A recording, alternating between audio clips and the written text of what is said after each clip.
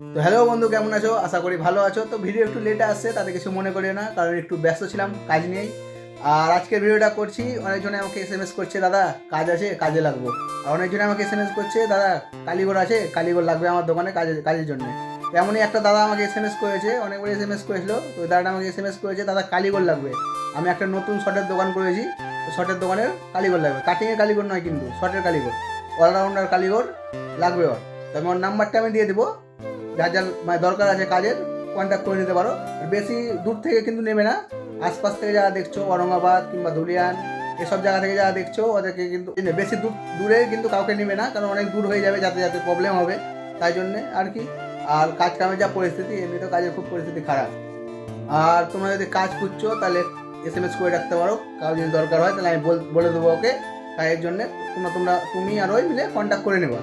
Social media হয়ে এই জিনিসটা ভালো হয়েছে, অনেকজনকে হেল্প করতে পারছি।